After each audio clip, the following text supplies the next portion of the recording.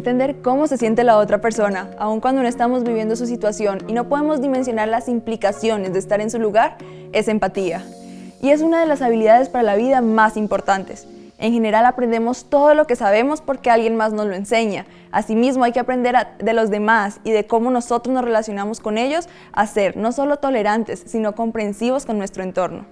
Para desarrollar este tema que es fundamental para construir relaciones sociales, estamos hoy en la compañía de María Elena Rodríguez.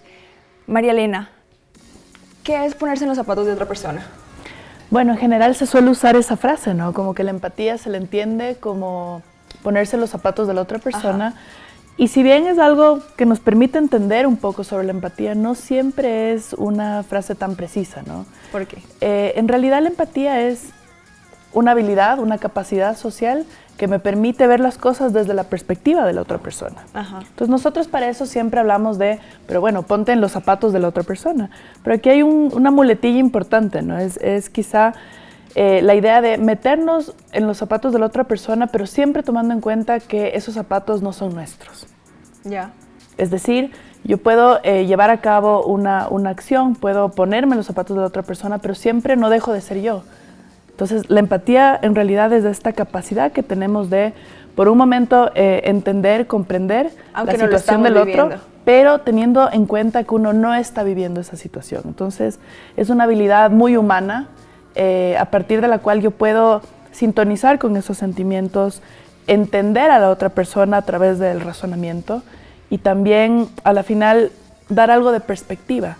Exacto. ¿Cómo podemos ayudar a las demás personas desde nuestra posición, por ejemplo? Alguien viene, me cuenta un problema, me dice, sí, mira, me peleé con mis papás, pero esto yo desde afuera lo veo súper fácil. O sea, entiendo que debe ser incómodo estar peleado con tus papás, pero es fácil, o sea, solo pídeles disculpas, pero no estoy entendiendo todo el trasfondo que hay, cuál es su relación con sus papás, que ella se pelea con los papás desde que tiene 5 años, entonces es diferente. ¿Cómo podemos ofrecerles nuestra ayuda a las demás personas si no estamos nosotros en su lugar?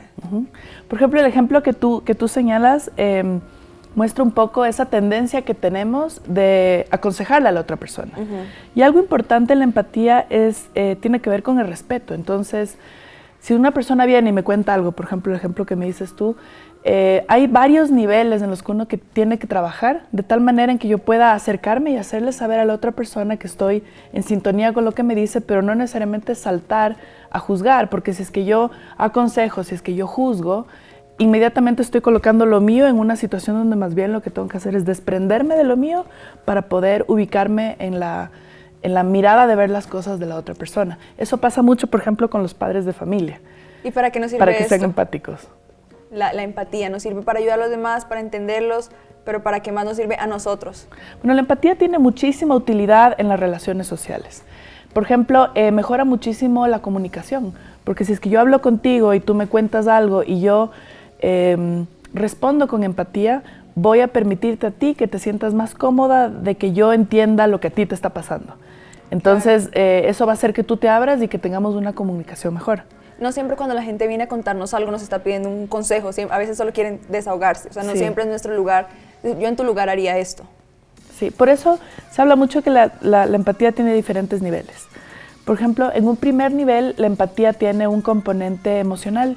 Entonces, si es que, por ejemplo, tú vienes y me cuentas que terminaste con tu novio. Yeah. Entonces, hay un primer nivel en el que yo sintonizo o puedo entender esta situación que te ha ocurrido a ti, pero a nivel de sentimientos. Entonces, uno se identifica con los sentimientos. Es el primer nivel de la empatía. Sí, en general hay varios autores, por ejemplo, Martin Hoffman es alguien que trabaja mucho estos temas, entonces ellos sitúan diferentes niveles. Un primer nivel es el emocional, entonces, como te decía, alguien viene, me cuenta que, por ejemplo, perdió su trabajo, que terminó con el novio, algún tema que es importante o es crítico. Entonces, ese primer nivel me permite a mí que yo pueda sintonizar con el tema emocional. Entonces, ¿y de ahí un segundo nivel sería? Aplicar ya un tema más de razonamiento, es decir, entender lo que a ti te está pasando, pero ya con ideas y ordenando un poco la situación y no quedarme solo a nivel emocional. Y un tercer nivel, donde más bien yo aporto con algo de perspectiva. Entonces, si es que hacemos un ejercicio y alguien viene y me dice, oye, me acaban de expulsar de la universidad o perdí el trabajo, en un primer nivel uno sintoniza con esas cosas que siente la otra persona. no sé, tal vez siente frustración, tiene miedo porque perdió el trabajo, ahora cómo va a mantener a su familia, no sé. Exacto. Entonces, lo que hace uno es uno se detiene y uno trata de poder sacar a la luz, desde mi perspectiva, qué es lo que siente la otra persona. Entonces, yo puedo identificar, digamos, sentimientos o miedos, frustraciones, etcétera, ¿no? Pero después de eso, la idea es que uno organiza las cosas. Entonces, uno a la persona que pierde su trabajo le dices, bueno, entiendo que has perdido tu trabajo, eso debe tener muchas implicancias para ti. Entonces, al ubicarme en tu posición, puedo identificar, en tu caso, qué serían esas cosas a través de ideas que están afectando, que son consecuencia de lo que te ha ocurrido. Y en un tercer nivel, uno más bien introduce algo de perspectiva. Por ejemplo, has perdido tu trabajo, veo que estás bastante molesto, frustrado, triste.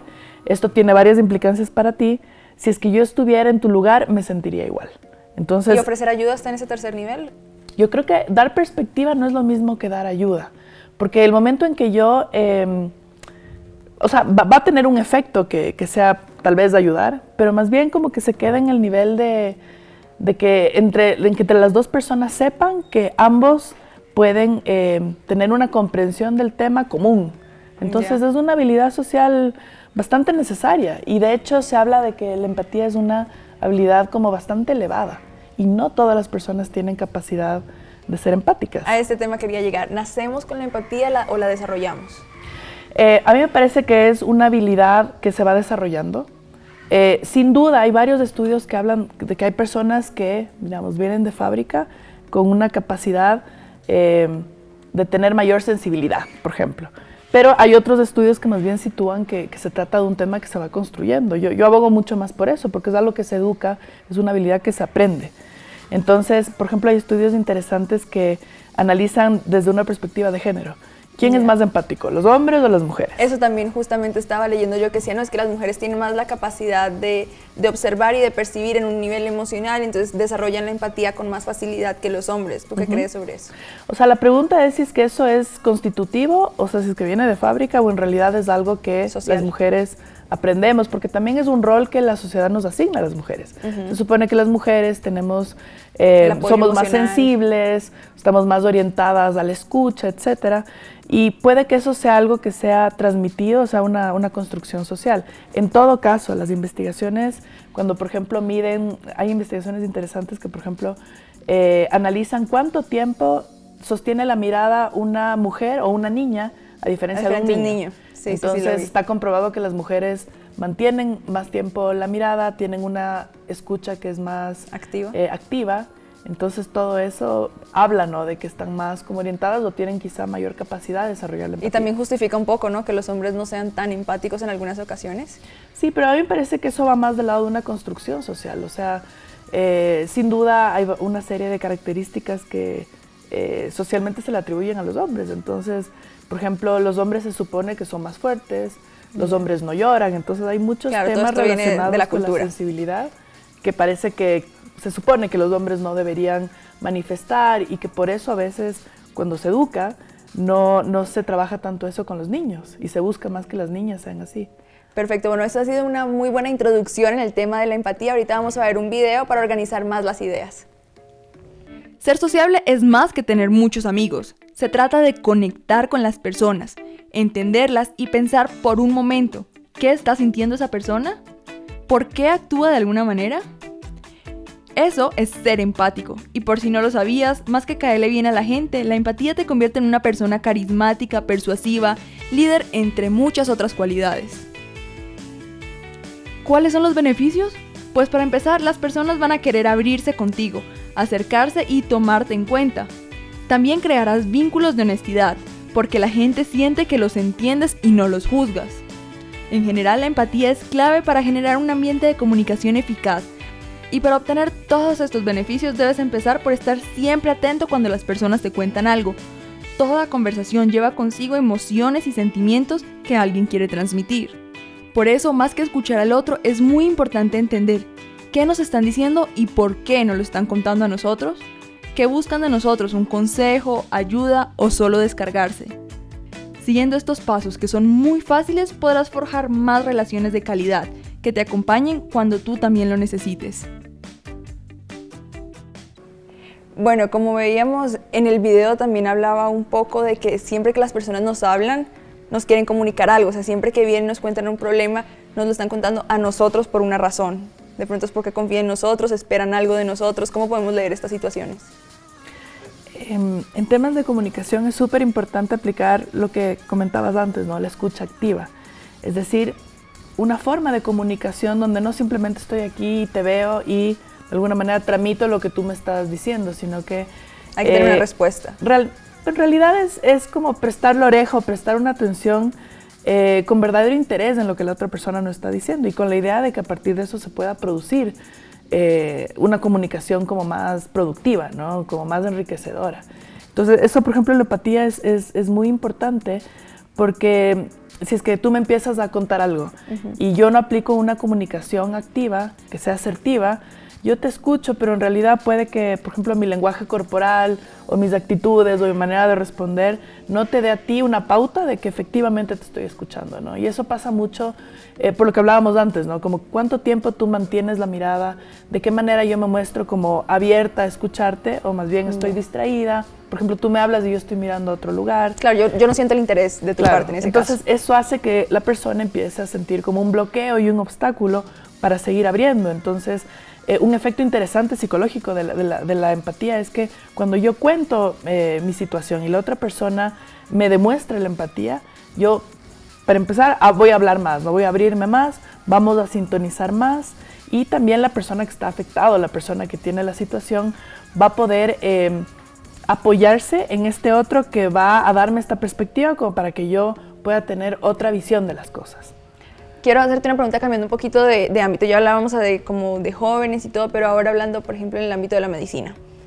Un doctor necesita tener empatía con sus pacientes, ¿no? Y a veces es como, pueden ser muy buenos doctores en la parte técnica, en la parte, o sea, en lo que aprenden, en hacer cirugías, en diagnosticar cosas, pero con sus pacientes son un poco toscos y entonces, por ejemplo, uno va al doctor y dice, no, es que este doctor no me gusta porque siempre me habla, siempre me regaña. Entonces también es importante en estos ámbitos. Sí, sin duda la empatía es imprescindible en muchas profesiones, sobre todo en las profesiones que tienen que ver con intervención social o con algún contacto con las personas. Por ejemplo, los psicólogos, los trabajadores sociales. Claro, un psicólogo sin empatía, difícil. Claro, sin duda. Pero, por ejemplo, en lo que preguntas tú de la medicina, se vuelve imprescindible porque las personas que asisten a un servicio de salud o buscan un doctor están en una situación de vulnerabilidad, digamos, tienen dudas, están acudiendo a otra persona para tener ese apoyo en materia médica. Y un profesional que no responde con empatía bloquea al paciente. O sea, un paciente puede sentirse que no está bien atendido, que no hay una situación donde pueda quizá contar todos los signos, síntomas de lo que le ocurre. Entonces pasa mucho y también en nuestro medio que a veces los doctores o los profesionales en salud operan desde una visión como muy superior, ¿no? Como que no tienen esa horizontalidad de sentarse y discutir con una persona o conversar con una persona de tal manera que la persona pueda hablar. Entonces pasa mucho y sobre todo en temas de salud que los doctores operan mucho o hablan o cuando uno va a una consulta ellos están ubicados en una posición bastante no simétrica, más bien es asimétrica. Claro. Entonces se coloca mucho desde yo soy el que sé, yo tengo el poder del conocimiento y eso hace que en general las personas se bloqueen. Entonces afecta mucho la calidad de la atención. Bueno, otra cosa, hablando de los niveles de empatía, retomando un poquito ese tema, ¿de qué depende el nivel? ¿Depende de pronto de la persona con la que estoy hablando o depende de mí? Es decir, yo tengo estos niveles de empatía o yo tengo estos niveles de empatía con esta persona o yo tengo estos niveles de empatía hacia ciertas situaciones. O sea, yo creo que estos niveles operan en la persona que lleva a cabo el ejercicio empático, no tanto en la persona que recibe, digamos, o... No, claro, lo digo, por ejemplo, yo puedo ser más empática con mi mamá que con otra persona, o yo soy más empática hacia las situaciones como la gente que pierde el trabajo, porque sí, yo perdí mi trabajo, entonces todas las personas que pierden el trabajo, yo tengo esta conexión. En general, una persona que es empática lo va a hacer en la medida en que tenga y cuente con las habilidades para poder comunicarse con otras personas. Entonces, por ejemplo, un psicólogo en general es un profesional que tiene muy desarrollada la habilidad de poder comunicarse, sostener una conversación y dar esa contención emocional, es parte del oficio. Pero sin duda hay personas que tienen mayor inclinación o mayor sensibilidad hacia ciertos temas. Entonces, por ejemplo, hay personas que son animalistas, entonces tienen mucha sensibilidad y les topa mucho el tema de los animales. Otras personas te van a decir, bueno, a mí el tema de los animales, todo bien, pero hay otros temas que quizá me conmueven más o me mueven más. Claro. Entonces tienes, no sé, a las feministas que abogan por ciertos temas relacionados con las mujeres o con las brechas de género. Otras personas que están inclinadas a temas sociales, otros que les interesa el tema de los animales, etcétera, ¿no? Ya, bueno, sabes que este tema de la empatía es súper importante y bueno, nosotros fuimos a preguntarle a la gente si sabe qué significa empatía. Pon atención a estas respuestas.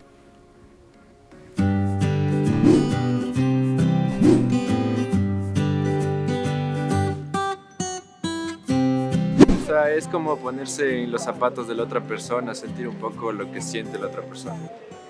Es como que tratar de generar los mismos sentimientos que otra persona está teniendo en ese momento, cuando conversa contigo, por ejemplo. Creo que la empatía es cuando te sientes como cómodo con alguien, o sea, como que concuerdas con alguien.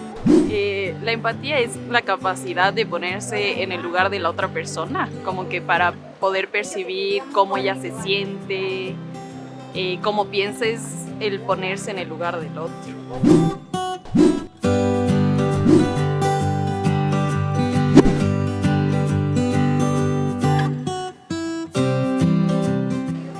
Así lo más cotidiano, sentir lo que ella siente todos los días, la preocupación de que yo no llegue temprano. Cuando conoces a alguien y como que congenian muy bien con las ideas, tal vez y te agrada la persona, entonces creo que ahí responde a las cosas que tú le dices. Por ejemplo, si tú vienes con algún problema y me cuentas a mí, yo trato de entenderte, generar los mismos sentimientos y ver una ayuda. Y no sé si tú no puedes tratar de ayudarte en algún sentido. Bueno, para mí es súper difícil llegar a la empatía porque obviamente es un proceso en el que tú no puedes siempre, o sea, como que ponerte exactamente en el lugar del otro porque las personas como que perciben las situaciones de diferente manera.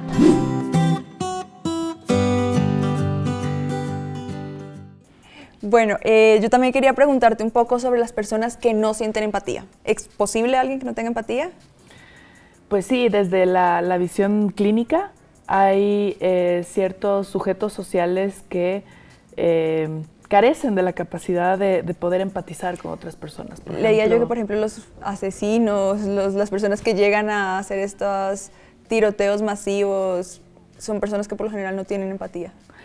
En general, en la clínica se le atribuye a dos tipos de estructuración clínica, la dificultad de poder llevar a cabo la empatía. Por ejemplo, están los sociópatas o los psicópatas, particularmente los psicópatas, como personas de un carácter o de una estructura psicológica más bien perversa, a partir de la cual disfrutan o tienen un goce de llevar a cabo acciones que a la final terminan causando daño a otras personas, o sea, un asesino en serie, un violador en serie. ¿Y esas para personas poder no llevar a sienten cabo nunca eso, pena por sus víctimas, por ejemplo?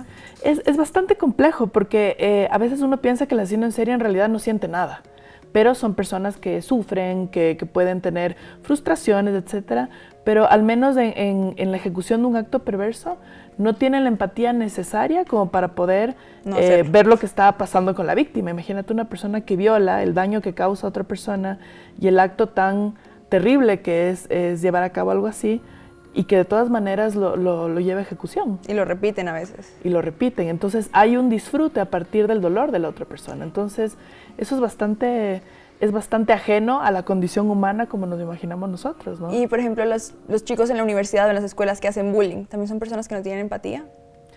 En general, todas las acciones de violencia son acciones deliberadas que se llevan a cabo para causar un daño a la otra persona. Entonces, por eso es tan importante en el ámbito educativo trabajar el tema de la empatía. ¿Cómo podemos trabajarlo desde pequeños? Es algo que también se tiene que trabajar no solo en la socialización temprana de la familia, pero también en la vida ya social de la institución educativa. Entonces, en general, hay este dicho, por ejemplo, que los niños son bastante crueles. Entonces, eso habla de que hay un desarrollo moral, por ejemplo, en niños, niñas y adolescentes que se tiene que ir trabajando para que puedan lograr la empatía. Porque la empatía además es algo que digamos, un bebé, un infante no la tiene desarrollada. ¿Y cómo se puede ayudar a desarrollar? Es decir, no es pararse en una clase y explicarles, chicos, la empatía es sentir esto, sino cómo les hacemos que de verdad empiecen a sentirlo. Es a partir de un ejercicio cotidiano. Es decir, cuando yo trabajo con niños y un poco te digo a ti, ubica tú qué es lo que le está pasando a otra persona, o te muestro estímulos a partir de los cuales yo puedo trabajar en identificar cuál es el afecto de la otra persona, identificar cuál es la emoción que está asociada a algo que le ocurre a una persona. Entonces es un ejercicio cotidiano bastante sencillo, pero que a veces, por ejemplo, en el ámbito educativo no se ejercita lo suficiente. No se le presta demasiada atención. Y más que eso, si es que, por ejemplo, tenemos profesores que no son empáticos, o autoridades de una institución educativa, a la final ese es el modelamiento que se da en una institución educativa. Entonces va creciendo una comunidad educativa donde no se trabaja en este tipo de situaciones. Entonces también es un tema de ejemplo, no es un tema de modelamiento. ¿Cómo podemos identificar a una persona que no tiene empatía o que no tiene suficiente nivel de empatía en un grupo social? Estamos en un grupo, ¿cómo sabemos que esta es la persona menos empática? Digamos, cuando estás en una situación social y tú sientes que una persona en realidad no te está escuchando. Eso es justamente no ser empático, ¿no? Alguien que, por ejemplo, juzga, apenas se coloca un tema en debate, es una persona que está hablando desde él. Entonces, el ejercicio de la empatía es cuando tú sientes que en un grupo social o en una circunstancia, el resto de personas muestran o te dan señales de que están sintonizando con algo que yo estoy poniendo ahí en la mesa.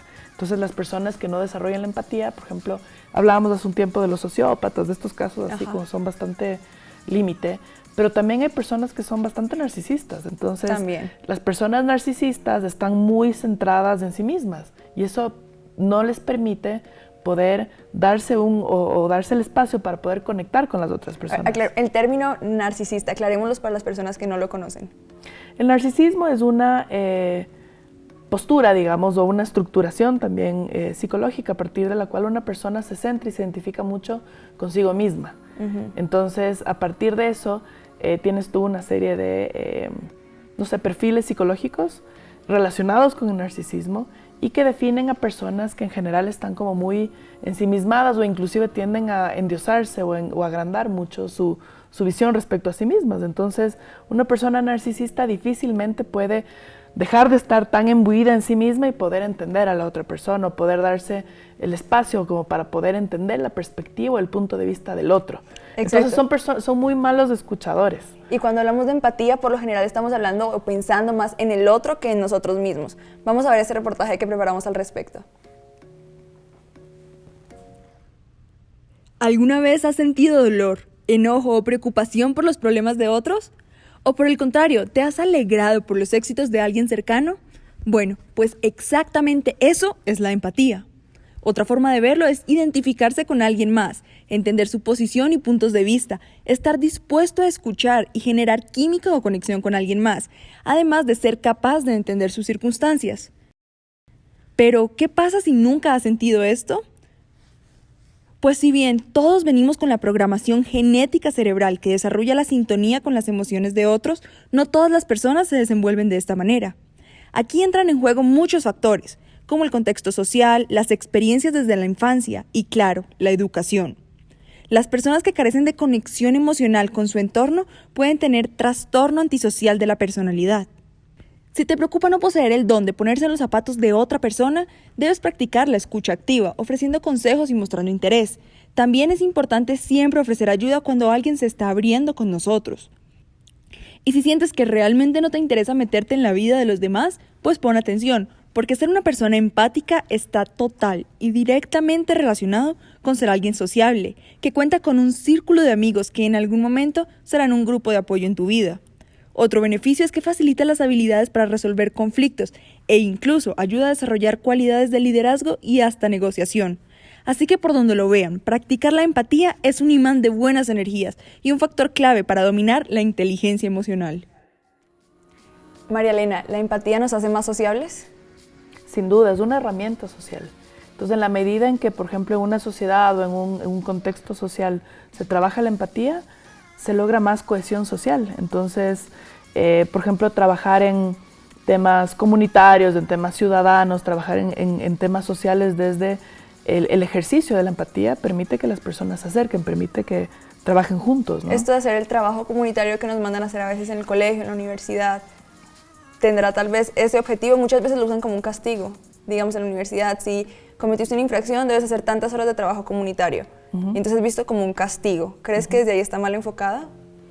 Si es que desde el principio se lo asume como un castigo, pues sí. O sea, yo creo que es una oportunidad, por ejemplo, cuando a alguien se le castiga, digamos, y se le manda a realizar labores comunitarias, la idea es que esa experiencia le permita a la persona que está, digamos, castigada, que pueda tener un acercamiento para poder ver otra realidad, una realidad que quizá no es la suya. Y eso es un ejercicio de empatía, ¿no? Entonces, produce un efecto a partir del cual yo puedo acercarme a los otros, y eso aumenta la cohesión social, ¿no? O sea, depende de cómo nosotros lo asumamos. Entonces, si lo asumimos como un castigo o si lo asumimos como una oportunidad. Habría que analizar el contexto, porque hay ciertos programas, por ejemplo, que tienen una visión, digamos, de rehabilitación social, que apuntan a eso. Hay otros que quizá tienen una visión solo de castigo. Entonces, si es que yo me voy castigada a un lugar y llevo a cabo las acciones que tengo que hacer, difícilmente por cumplir, digamos, o solo por acabarlo lo más rápido que pueda, difícilmente voy a poder acercarme, escuchar y entender lo que le pasa a las otras personas.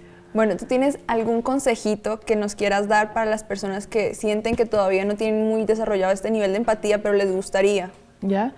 Bueno, yo pienso que la empatía se confunde con muchas cosas, ¿no? Por ejemplo, tiene un componente de sensibilidad, pero no por eso cuando yo llevo a cabo, trabajo la empatía, por ejemplo, contigo, me voy a fundir contigo. Es decir, ser empático no es necesariamente tratar de sentir lo que siente la otra persona. Entonces, si es que alguien está triste y yo me acerco con empatía, el que yo me ponga igual de triste o me ponga a llorar con la otra persona no necesariamente es un trabajo de empatía, porque se queda en eso, ¿no? Digamos, yo pierdo quien yo soy, salgo de mi centro y a la final me identifico con lo que a ti te pasa, pero no pasa nada a partir de eso. Exacto. Entonces es un nivel como bastante precario de empatía, pero sin duda es parte, digamos, es un comienzo.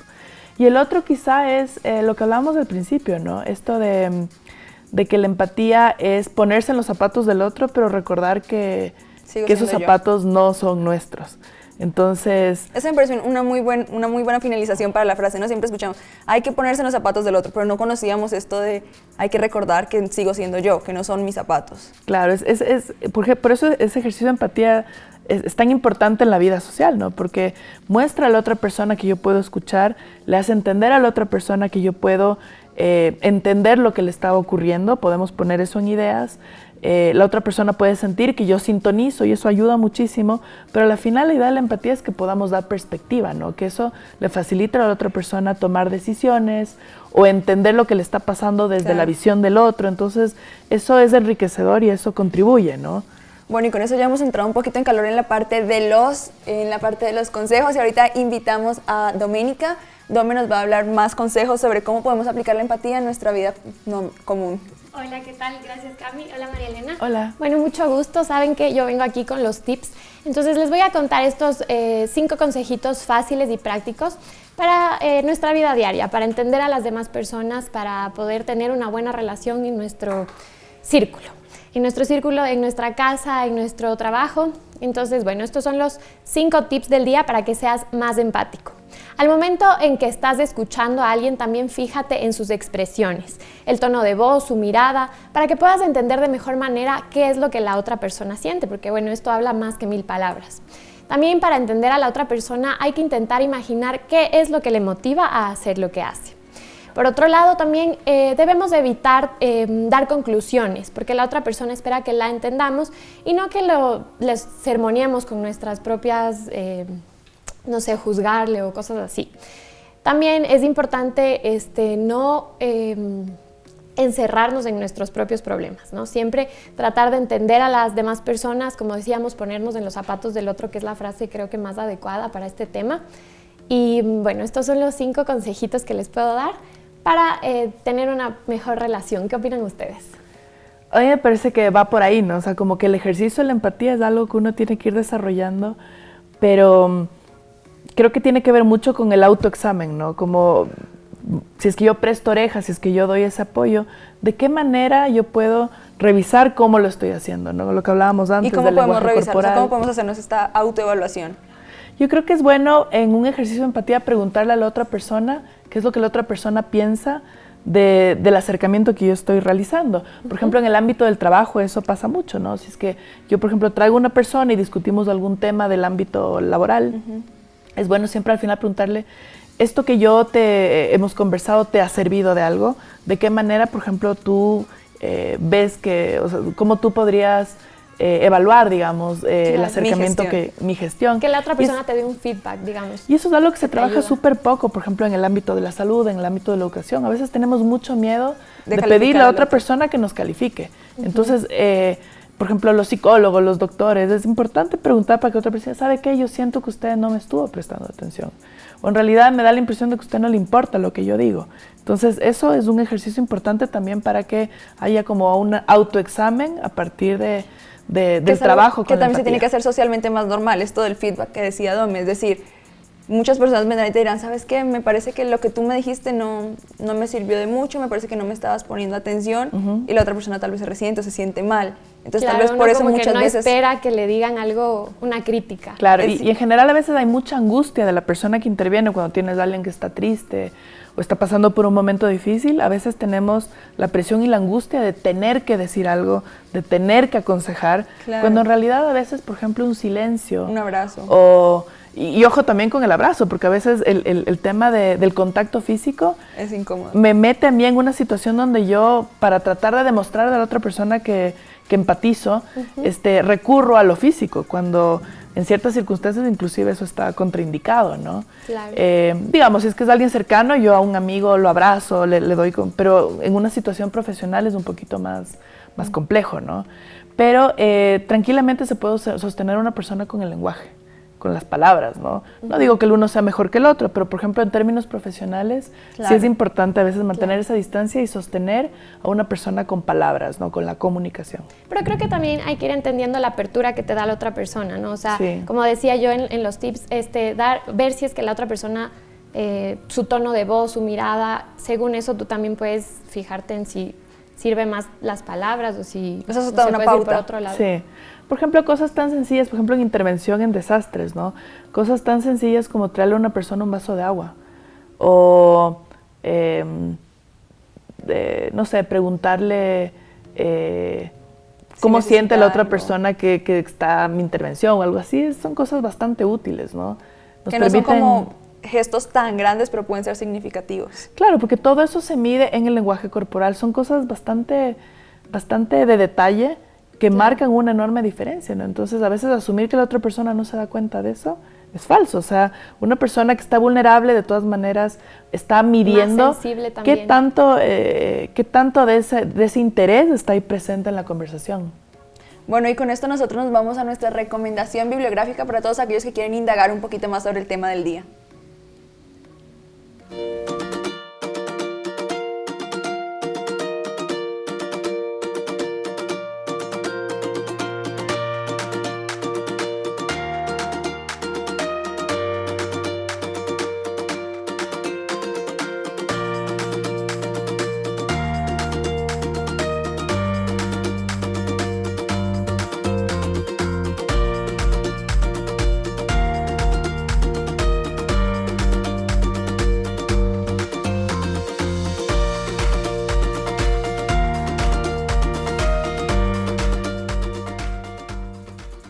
Bueno, y esos fueron nuestros 3 libros recomendados de hoy. María Elena, nosotros te agradecemos muchísimo por habernos acompañado, por estar aquí conversando con nosotros, a Domi también, y con ustedes. Bueno, ya saben que no basta solo con escucharlo y entenderlo, sino que también hay que ponerlo en práctica. Hasta la próxima.